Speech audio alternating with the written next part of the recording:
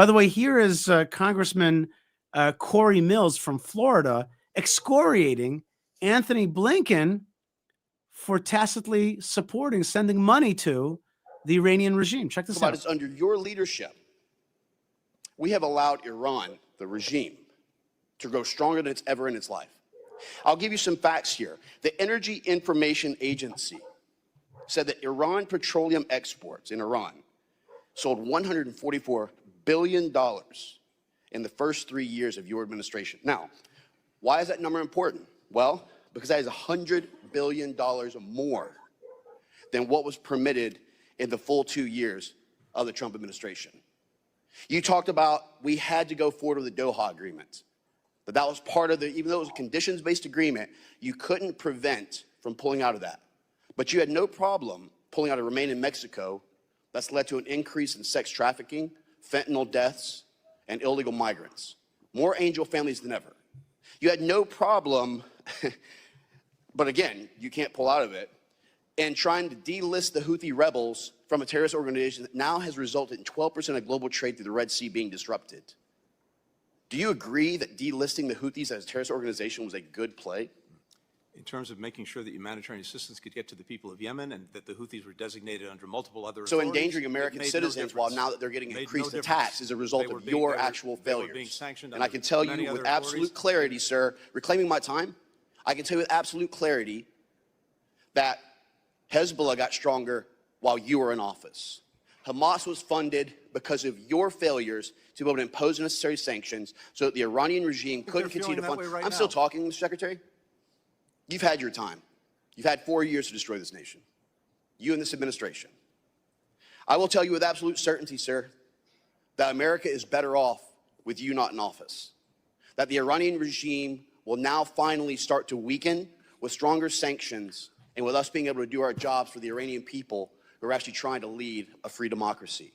I can tell you that Hezbollah, Hamas's leadership under Sinwar would not have been eliminated if they would have listened to Israel to what Biden had advised, which is ceasefire and stop.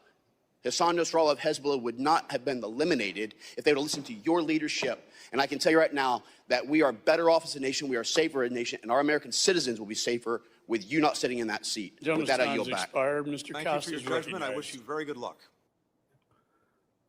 Woo! Whoa! That is fire, huh? I see that, and I mean, God bless that you could talk like that.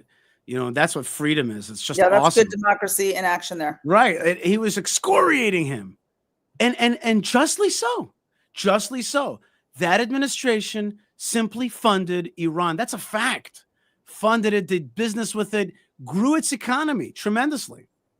And here you go. You know what I mean? Like you allowed Iran to support the Assad regime, to support Hamas. These are really bad people, not just against the Jews, but against their own people. And then also they have tentacles into American campus and they brainwash the kids.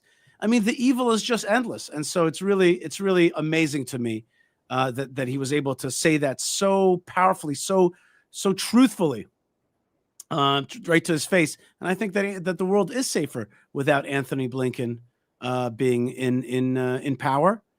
And I think that now it's going to be time to get rid of these regimes.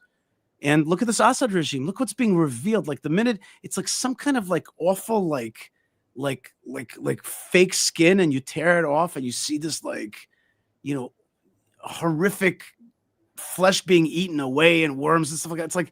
It's like so evil, so despicable. And it was right underneath the surface. And the world's not so concerned about it. They're concerned about Israel.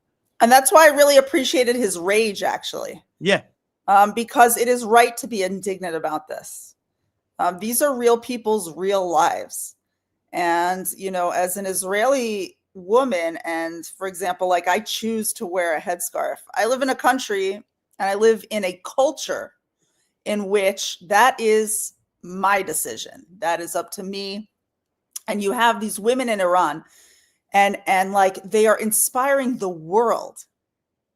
And then with their courage, you mean? With their incredible courage to fight against a total oppression of their country and their culture. And then the United States, which is known throughout the world as being the country which is the most free and the most supporting of freedom around the world, is going to empower that regime? That makes no sense. That's icky. That's bad. That is against the values of the kind of societies that we are trying to build with our blood, sweat, and tears as regular people in this world. That's right. So you have a nice congressman who was elected by his people, who believes in the freedom and the health of his district, and he's angry that there's an administration still in power that is so backwards that it would send American money and American political protection to a regime which is just simply bad. That's right. It's just weird. It's like, why? In simple terms, why would you support evil? Like, what for? Why would you support evil? We all want to know the reason. Well, probably the simple reason is simple corruption. I want to say, Malkah, that towards the end of the live stream today, I will be taking questions. So you could start writing your questions, and my producers will start gathering them. So get out your questions, start writing them in the comments section, and we will call them and then deal with them towards the end of the program. So start writing up your questions, and I'm happy to deal with them. Nothing is too hard. Right, and we have super chats, Yishai.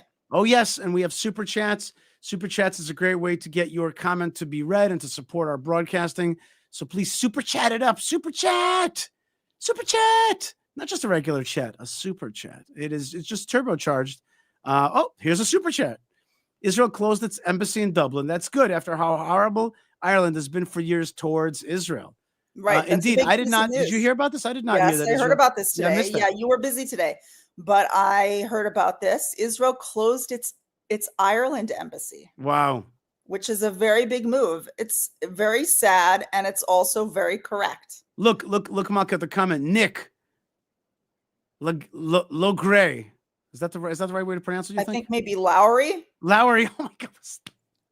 Delete that. It didn't happen. I meant Nick Lowry.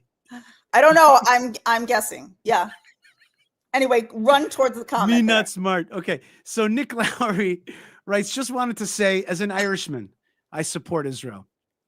We are not all blind here. We are not all blind. For sure. Thank you, Nick Lowry. I knew that. Thank you, Nick.